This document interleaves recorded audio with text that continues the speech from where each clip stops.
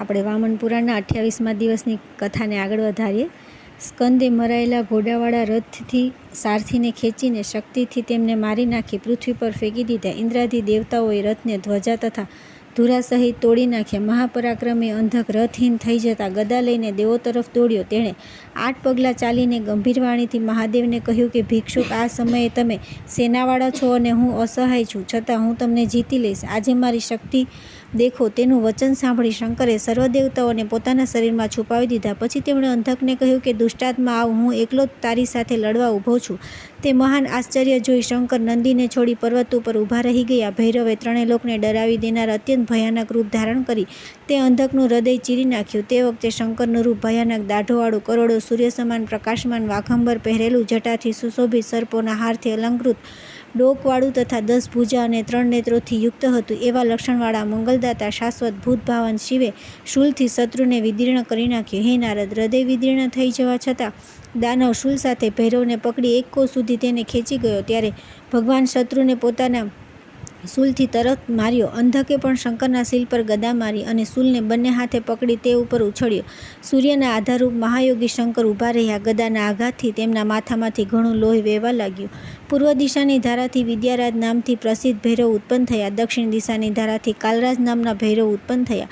ઉત્તરની ધારાથી સોમરાજ ભૈરવ ઉત્પન્ન થયા. પશ્ચિમ દિશાની ધારાથી કામરાજ નામના ભૈરવ ઉત્પન્ન થયા. ઉત્તરની ધારાથી સોમરાજ ભૈરવ ઉત્પન્ન થયા. ઘાના રક્તથી સ્વચ્છંદરાજ ભૈરવ થયા. પૃથ્વી પર પડેલા રક્તમાંથી લલિતરાજ ભૈરવ થયા. મુને, આ રીતે ભૈરવના 7 રૂપ કહેવામાં આવે છે. વિઘ્નરાજ 8મા ભૈરવ છે, તેમને ભૈરવાષ્ટક કહેવામાં આવે છે. ભૈરવે અંધકને છત્રીની માફક ઉઠાવી લીધો. શૂલના ઘાથી તેના શરીરમાંથી વહેલા લોહીથી મહાદેવ ગળા સુધી લોહી લુહાણ થઈ ગયા. અધિક પરિશ્રમથી શંકરના લલાટ પર ઘણો પરસેવો આવી ગયો, જેમાંથી લોહીથી લથપથ એક કન્યા ઉત્પન્ન થઈ. શિવના મુખથી ભૂમિ પર પડેલા પરસેવાના ટીપાથી અંગારા જેવી કાંતિવાળું એક બાળક ઉત્પન્ન થયું.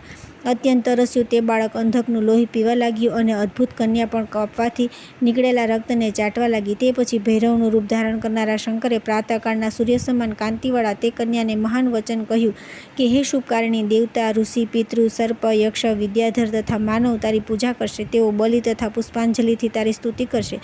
તું લોહીથી લથપથ ચિરચિત તારું નામ ચર્ચિકા થશે. હે નારદ, પછી વ્યાઘંબર ચર્મ સર્વભૂતો તે ઉત્પન્ન થયેલી સુંદર ચર્ચિકા પૃથ્વી પર વિચરવા લાગ્યા અને હિંગળલોકના રંગવાળી તે ઉત્તમ પર્વત પર ચાલી ગઈ. વરદાની શંકરે કુંજ અને વરદાન આપ્યું કે મહાત્મન, તમે ગ્રહોના સ્વામી બનશો તથા સંસારનું શુભાશુભ તમારે આધીન રહેશે. તે ભૈરવ શિવરૂપ ધારી પોતાના અગ્નિ અને સૂર્યરૂપી નેત્રોથી 1000 દિવ્ય વર્ષો સુધી અંધકના શરીરને સૂકવીને રક્તહિત કરી હાડકાં તથા ચામડી બાકી રાખી હાડપિંજર બનાવી દીધું. શંકરના નેત્રોથી ઉત્પન્ન અગ્નિ દ્વારા શુદ્ધ થવાને લીધે તે અસુરાજ પાપમુક્ત થઈ ગયો. પછી અંધકે ભગવાન શિવનું વાસ્તવિક સ્વરૂપ જાણીને તેમની સ્તુતિ કરી. હે વિશાળકાય ભૈરવ, હે ત્રિલોક રક્ષક, હે તીક્ષ્ણ શૂલધારી, આપને નમસ્કાર છે. આપ નષ્ટપતિ એવા મારી રક્ષા કરો. હે દેવો તથા અસુરોથી વંદિત પીઠવાળા વિશ્વમૂર્તિ સર્વેશ્વર, આપનો જય હો. હે ત્રિલોકજનની સ્વામી વૃષાંક, હું ભયભીત થઈને આપ શરણાગતની રક્ષકની શરણમાં આવ્યો છું. હે નાથ, દેવતા આપને શિવ કહે છે, સિદ્ધો કહે છે, મહર્ષિઓ સ્થાણુ કહે છે, યક્ષો ભીમ, મનુષ્યો મહેશ્વર અને ભૂત ભૂતાધિપતિ માને છે. નિશાચર ઉગ્ર નામથી આપનું અર્ચન કરે છે તથા પુણ્યાત્મા પિતૃગણ ભવ નામથી આપને નમસ્કાર કરે છે. હે હર, હું આપનો દાસ છું, આપ મારી રક્ષા કરો. હે લોકનાથ, મારા પાપોનો આપ વિનાશ કરો. હે સર્વસમર્થ ત્રિનેત્ર, આપ ત્રિનેત્ર, ત્રિયુગ, ત્રિધર્મા તથા ત્રિપુષ્કર છો. હે અવ્યક્તાત્મા, આપ ત્રિતૃણી તથા ત્રિશ્રુતિ છો. આપ મને પવિત્ર કરો, હું આપના શરણે આવ્યો છું. તમે ત્રિણાચિકેત, ત્રિપદ પ્રતિષ્ઠ, સંડ વિદગ, વિષયો પ્રતિ અનાસક્ત તથા ત્રિલોકના સ્વામી છો. હે શંભુ, આપ મને પવિત્ર કરો, હું આપનો દાસ છું. ભયભીત થઈને હું આપના શરણે આવ્યો છું. હે શંકર મહામુનિ ભૂતપતિ, હે ગિરીશ, કામ શત્રુએ મારા મનને જીતી લીધું હતું, તેથી મેં આપનો મહાન અપરાધ કર્યો છે. હું આપને શિર નમાવી પ્રણામ કરું છું. હું પાપી, પાપકર્મા, પાપાત્મા તથા પાપથી ઉત્પન્ન થયેલો છું. હે દેવેશ, હે ઈશાન, હે સર્વ પાપહર મહાદેવ, આપ મારી રક્ષા કરો. હે દેવેશ, મારી ઉપર ક્રોધ ન કરો. આપે જ મને આ પ્રકારના પાપનું આચરણ કરવાવાળો બનાવ્યો છે. ઈશ્વર, મારી ઉપર પ્રસન્ન થાઓ. આપ સૃષ્ટિ તથા પાલન પોષણ કરનારા છો. આપ જ જય તથા મહાજય છો. આપ મંગલમય છો. આપ ઓમકાર છો. આપ જ ઈશાન, અવ્યય તથા ધ્રુવ છો. આપ સૃષ્ટિ કરનારા બ્રહ્મા તથા સમર્થ છો. આપ વિષ્ણુ અને મહેશ્વર છો. આપ ઇન્દ્ર છો, વષટકાર છો. ધર્મ તથા દેવોમાં સર્વશ્રેષ્ઠ છો, આપ સૂક્ષ્મ છો, અવ્યક્ત રૂપ છો, અપ્રકટ રહસ્ય છો. હે ઈશ્વર, આપથી જ આ ચરાચર જગત વ્યાપ્ત છે. આપ આદિ, મધ્ય અને અંત છો. આપ આદિરહિત અને હજારો પગવાળા છો. આપ વિજય છો. આપ હજારો આંખોવાળા, વિરૂપ આંખોવાળા અને મોટી ભુજાવાળા છો. આપ અંતરહિત, સર્વગત, વ્યાપ્તિ, હંસ, પ્રાણોના સ્વામી, અચ્યુત, દેવાધિદેવ, શાંત, રુદ્રપતિ, પશુપતિ અને શિવ છો. આપ 3 વેદોને જાણનારા, ક્રોધને જીતનારા, શત્રુઓને જીતનારા, ઇન્દ્રવિજયી, જય અને શૂલપાણી છો. હું આપને શરણાગતની રક્ષા કરો. પુલત્સ્ય બોલ્યા કે અંધકની સ્તુતિથી પ્રસન્ન થઈ મહાદેવે તેને કહ્યું કે દાનવપતિ અંધક, તમે સિદ્ધ થઈ ગયા છો. હું તમારી ઉપર પ્રસન્ન છું. અંબિકા સિવાય તમે જે ચાહો તે વર માગો, તમારું કલ્યાણ થાઓ. અંધકે વિનીત ભાવથી કહ્યું કે અંબિકા મારી માતા તથા આપ ત્રયંબક મારા પિતા છો. હું તે માતાના ચરણોમાં વંદન કરું છું. આપ મારા શરીર, મન, વચન સંબંધી પાપ તથા નીચ વિચાર નષ્ટ કરી દો. હે મહેશ્વર, મારો દાનવીય વિચાર દૂર કરી દો. આપમાં મારી અટલ ભક્તિ થાઓ એવું વરદાન મને આપો. મહાદેવ બોલ્યા કે હે દૈત્યેન્દ્ર, તમારા પાપ નષ્ટ થઈ જાઓ. તમે હવે દાનવીય વિચારોથી મુક્ત થઈ ગયા. હવે તમે ભૃંગી નામના ગણપતિ થઈ ગયા. પુલત્સ્ય બોલ્યા કે નારદજી, એમ કહીને શિવે અંધકે શૂલની અણી પરથી ઉતાર્યો અને તેના શરીર પર હાથ ફેરવી તેને ઘા વિનાનો કરી દીધો. પછી તેણે પોતાના શરીરમાં બ્રહ્માદિ દેવો જે તેમના શરીરમાં જ હતા તેમનું આહ્વાન કર્યું. તે સર્વ દેવો શિવને નમસ્કાર કરતા બહાર નીકળ્યા. નંદી સહિત ગણોને બોલાવી સામે બેસાડી ભૃગીને બતાવતા શિવે કહ્યું કે અંધક ચોક્કસ હવે પહેલાં જેવો જ રહ્યો નથી. તે સુકાયેલા માંસવાળા દાનવ શત્રુને ગણાધિપત બનેલો જોઈ સર્વ દેવો અને ગણો વૃષભધ્વજની પ્રશંસા કરવા લાગ્યા. યુદ્ધમાં ખૂબ સહકાર આપવા બદલ શંકરે દેવોને આલિંગન આપી કહ્યું કે દેવતાઓ, આપ સૌ પોતપોતાના સ્થાનમાં જાઓ અને સ્વર્ગ સુખનો ઉપભોગ કરો. ઇન્દ્ર પણ સુખદ મલય પર્વત પર જાય તથા ત્યાં પોતાનું કામ સમાપ્ત કરીને સ્વર્ગમાં જાય. એમ કહીને શિવજીએ દેવોને વિદાય કર્યા. મહેશ પિતામહને નમસ્કાર કરીને વિષ્ણુને ભેટીને વિદાય કર્યા. તે સર્વ દેવો સ્વર્ગમાં ચાલ્યા ગયા. મહેન્દ્ર પણ મલ્યાચલ પર જઈ પોતાનું કાર્ય સંપન્ન કરીને સ્વર્ગમાં જતા રહ્યા. દેવોને વિદાય કરી શિવે ગણોને યથાયોગ્ય સન્માનિત કરી વિદાય કર્યા. હે નારદજી, ગણો પણ શંકરના દર્શન કરી પોતાના વાહનો પર આરૂઢ થઈ વિશાળ ભોગથી સંપન્ન તે સુખદ લોકમાં ચાલ્યા ગયા, જ્યાં ગાયો ઈચ્છિત વસ્તુ પ્રદાન કરનારી હતી, વૃક્ષ સમસ્ત કર્મફળોના દાતા હતા, નદીઓ અમૃતની ધારા વહાવતી હતી તથા સરોવરો દૂધના પંખથી ભરેલા હતા. મહેશ્વર પ્રમથોના ગયા પછી અંધકનો હાથ પકડી તેનો સાથ લઈ નંદી સહિત પર્વત પર ચાલ્યા ગયા. તે શંકરે 2000 વર્ષો પછી પોતાના ઘરે પાછા ફર્યા. તેમણે સફેદ અર્કના ફૂલમાં સ્થિત ગિરજાને જોયા. પાર્વતી સમસ્ત ચિહ્નોથી યુક્ત શંકરને આવેલા જોઈને જ ફૂલમાંથી બહાર નીકળીને આવ્યા અને પોતાની સખીઓને બોલાવી. બોલાવેલી જયા વગેરે સખીઓ તરત જ ત્યાં ચાલી આવી. સખીઓથી ઘેરાયેલા પાર્વતીજી શિવના દર્શનની પ્રતીક્ષામાં ઊભા રહ્યા. શંકરે ગિરજાને જોઈને દાનવ અને નંદી ઉપર નજર નાખી પછી ગિરિસુતાને આલિંગન કર્યું. તે પછી તેમણે કહ્યું કે દેવી, મેં અંધકને તમારો દાસ બનાવી દીધો છે. હે ચારુહાસીની, પ્રણામ કરી રહેલા તમારા પુત્રને જુઓ. પછી અંધકને કહ્યું કે પુત્ર, જલ્દી અહીં આવો, તમારા માતાની શરણમાં જાઓ, તે તમારું કલ્યાણ કરશે. પ્રભુ એમ કહેતા ગણેશ્વર, નંદી અને અંધક બંનેએ જઈને અંબિકાના ચરણોમાં પ્રણામ કર્યા. પછી અંધકે ભવાનીની સ્તુતિ કરી.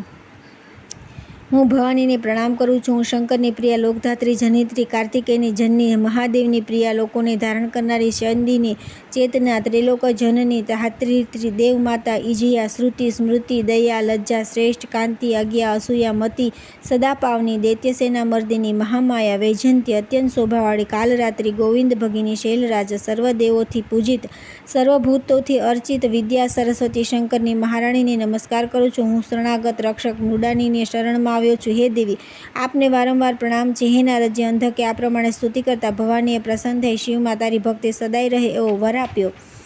પુલત્સ્ય બોલ્યા કે તે પછી હિણાક્ષના પુત્ર અંધકને મહેશ્વરે પોતાની વિરૂપ દ્રષ્ટિથી ભયાદક ભીષણ રૂપ પ્રદાન કરી પોતાની ભક્તિથી ભૃંગી બનાવી દીધો. મહર્ષિ, મેં આપને શિવની કીર્તિ વધારનારું આ પુણ્ય પવિત્ર અને સુભદ આખ્યાન કહ્યું. ધર્મ, આયુ, આરોગ્ય અને ધન ઈચ્છનારાઓને શ્રેષ્ઠ દ્વિજાતિઓમાં તેનું કીર્તન સદા કરવું જોઈએ. ત્યાર પછી આવે છે અધ્યાય 71. ઇન્દ્રનું મલય પર્વત પર અસુરો સાથે યુદ્ધ, તેમનું પાક શાસન અને ગોત્રીભદી થવાનું કારણ, મરુતોની ઉત્પત્તિ કથા. નારદ બોલ્યા કે દ્વિજશ્રેષ્ઠ મહેન્દ્ર મલય પર્વત પર જે કાર્ય પૂરું કર્યું તે આપણને કહો. પુલત્સ્ય બોલ્યા કે હે મહર્ષિ, મયતાર આદિ અંધકાસુરના અનુચર દૈત્ય દેવતાઓથી પરાજિત થઈ પાતાળલોકમાં જવા માટે અત્યંત ઉત્સુક થવા લાગ્યા. તેમણે સિદ્ધોથી ભરેલી કંદરાઓવાળા પૂર્ણ ઋષિઓ દ્વારા પૂજિત શંકરના મલયગીરીને જોયો. તેઓ પરિશ્રમથી થાકેલા તથા શક્તિહીન થઈ ગયેલા હોવાથી તેમણે શીત છાયાવાળા તે પર્વત પર રહેવાની ઈચ્છા કરી. તેઓ જ્યાં પ્રાણોને સંતુષ્ટિ પ્રદાન કરતી શીતળ મંદ દક્ષિણી હવાથી સુખી થાય. તેઓ જગતપૂજ્ય દેવતાઓ સાથે શત્રુતા રાખતા હોવા છતાં ત્યાં સુખેથી રહેવા લાગ્યા. શંકરે અસુરોને મલય પર્વત પર રહેતા જાણીને ઇન્દ્રને ત્યાં મોકલ્યા. માર્ગમાં જતાં ઇન્દ્રે ગૌમાતાને જોયા. તેમને પ્રદક્ષિણા કર્યા પછી હર્ષે સર્વ દાનવોને જોયા. ઇન્દ્ર સર્વ મહાસુરોને લલકાર્યા. તેઓ પણ ખચકાયા વિના બાણ વર્ષા કરતા આવી ગયા. ઇન્દ્રે તેમને બાણોથી ઢાંકી દીધા. પછી ઇન્દ્રે પાક નામના દાનવનો વધ કર્યો. મજબૂત બાણોથી પાકને દંડિત કરવાના કારણે ઇન્દ્રને પાકશાસનતાની પ્રાપ્તિ થઈ. આ રીતે તેમણે બાણાસુરના પુત્રનો પણ વધ કરી નાખ્યો. બાણાસુરના પુત્રનું નામ પુર હતું. તેથી ઇન્દ્ર પુરંદર થયા. આ રીતે તે દાનવોનો નાશ કરી ઇન્દ્રે યુદ્ધમાં દાનવ સેનાને જીતી લીધી. હારેલા દાનવો રસાતલમાં ચાલ્યા ગયા. મુનિશ્રેષ્ઠ, એટલા માટે શંકરે ઇન્દ્રને મલય પર્વત પર મોકલ્યા હતા. હવે તમે શું સાંભળવા માગો છો? નારદજી બોલ્યા કે દિતિએ નિયમનું પાલન કરવાનો પ્રારંભ કરી દીધો. કશ્યપ ઋષિ દિતિને ગર્ભાધાન થયા પછી ઉદયગીરી પર ચાલ્યા ગયા. તે પછી ઇન્દ્રે આશ્રમમાં પ્રવેશીને દિતિને કહ્યું કે જો આપ અનુમતિ આપો તો હું આપની સેવા કરું. ભાવિથી પ્રેરાયેલી દેવીએ કહ્યું કે સારું. વિનયી બનેલા ઇન્દ્રે પોતાના કાર્યની સિદ્ધિ માટે દર શોધતા સપને માફક અવસરની પ્રતીક્ષા કરતા લાકડા વગેરે લાવવાનું કાર્ય કરવા માંડ્યું. 1000 વર્ષ વીતી ગયા પછી મનોયોગથી પવિત્રતાના પાલનમાં લાગેલી તે તપસ્વીની એક દિવસ માથેથી સ્નાન કર્યા પછી વાળોને ખોલી પોતાના ઘૂંટણો પર માથું રાખી સૂઈ ગઈ. તેના વાળનો ઉપરનો ભાગ લટકીને પગોને અટકી ગયો. નારદજી ઇન્દ્રદેવ અપવિત્ર માટે આ અવસરને યોગ્ય જાણી દિતિની નાસિકામાંથી તેના ઉદરમાં પ્રવેશી ગયા. ઇન્દ્રે દૈત્ય માતાની વિશાળ કુખમાં પ્રવેશ કરી કમર પર હાથ રાખેલા અને ઉપર તરફ મુખ કરેલા એક બાળકને જોયું. ઇન્દ્રે તે બાળકના મુખમાં સ્ફટિક જેવી એક માંસપેશી જોઈ. તેને બે હાથોથી પકડી લીધી. ક્રોધની આગથી સંતપ્ત થયેલા ઇન્દ્રે પોતાના બંને હાથોથી તે માંસપેશીને મસળી નાખી, જેનાથી તે એક પિંડરૂપ થઈ ગઈ. તે પિંડનો અડધો ભાગ ઉપર તરફ અને અડધો ભાગ નીચે તરફ વધી ગયો. આ રીતે તે માંસપેશીમાંથી 100 પર્વવાળું વજ્ર બની ગયું. બ્રહ્મન ઇન્દ્રે તે વજ્રથી દિતિના ગર્ભના 7 ટુકડા કરી નાખ્યા. પછી તે ગર્ભમાં રહેલું બાળક ઊંચા સ્વરથી રડવા લાગ્યું. તેથી દિતિ જાગી ગઈ અને તેણે ઇન્દ્રના કર્મને જાણી લીધું. તેણે રડતા પુત્રની વાણી સાંભળી ઇન્દ્રએ પણ કહ્યું કે મૂર્ખ ઘુરઘર શબ્દથી રડ નહીં. એમ કરીને તેમણે પ્રત્યેક ટુકડાને પુનઃ 7 ટુકડામાં કાપી નાખ્યા. તેથી કુલ 49 ટુકડા મરુત નામના દેવગણ બની ગયા. તે દેવોની આગળ ચાલે છે. માતાના અનુચિત કાર્યને લીધે વજ્ર ધારણ કરીને ઇન્દ્રને કુખની બહાર આવીને શાપથી ભયભીત થઈને દિતિને કહ્યું કે આપના પુત્રને મેં કાપ્યા છે. તેમાં મારા અપરાધ નથી. તમારા જ અપચરણ થી તે કપાયા છે. તેથી મારી ઉપર તમારે ક્રોધ ન કરવો જોઈએ. દિતિએ કહ્યું કે એમાં તમારો દોષ નથી. હું તેને પૂર્વ નિયોજિત માનું છું. તેથી સમય પૂરો થવા છતાં મેં અપવિત્રતાનું આચરણ કર્યું. પુલત્સ્યજી કહે છે કે નારદજી દિતિ એવું કહીને તે બાળકોને સાંત્વના આપી દેવરાજ ઇન્દ્ર સાથે મોકલી દીધા.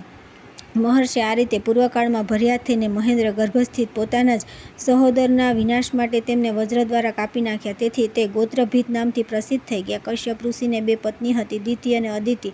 દિતિના પુત્રો દેવા થયા, અદિતિના પુત્રો દાનવો થયા. એક જ પિતાના બાળકો એક જ ગોત્રના કહેવાય. મરુદગણો ઇન્દ્રના સાવકા ભાઈ થયા. પોતાના જ ગોત્રના બાળકોને વજ્રથી ભેદ્યા. તેથી ઇન્દ્ર ગોત્રભીત કહેવાયા.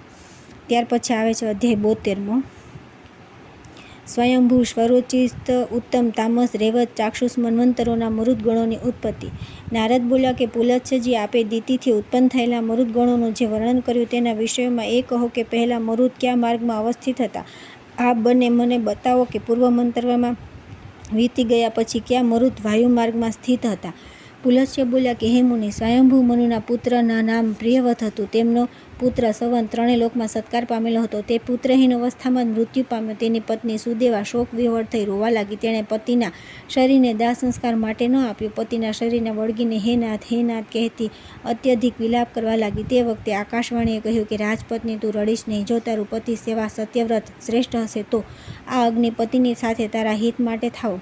આકાશવાણી સાંભળી રાજપુત્રી સુદેવાએ કહ્યું કે આકાશચારીન, હું આ પુત્રહીન રાજા માટે શોક કરું છું, નહીં કે મારા દુર્ભાગ્ય માટે. આકાશવાણીએ પુનઃ કહ્યું કે વિશાલ નયને, તું રડ નહીં. તારા ગર્ભથી જો રાજાને 7 પુત્ર થશે. તું ચિતા પર ચડી જા. હું સાચું કહું છું. તેની ઉપર તું આજે વિશ્વાસ કર. તે સાંભળી સુદેવાએ પતિને ચિતા પર મૂક્યા અને પતિનું ધ્યાન કરતી બળતી ચિતામાં પ્રવેશ કરી અગ્નિનું શરણ પ્રાપ્ત કર્યું. બળી મરી. તે પછી ક્ષણવારમાં શુભા સંપન્ન તે રાજા પત્ની સાથે ઉઠ્યા અને સુનાભની પુત્રી પોતાની રાજરાણી સાથે આકાશમાં જઈ સ્વચ્છંદતાથી ભ્રમણ કરવા લાગ્યા. સુદેવાએ તે પુત્રની કામનાથી મંદાકિની નદીને કિનારે તપ કરવા લાગ્યો. દેવતાઓના આચાર્ય બૃહસ્પતિની સુંદરી પુત્રી તેની કલ્યાણકારીણી પત્ની હતી.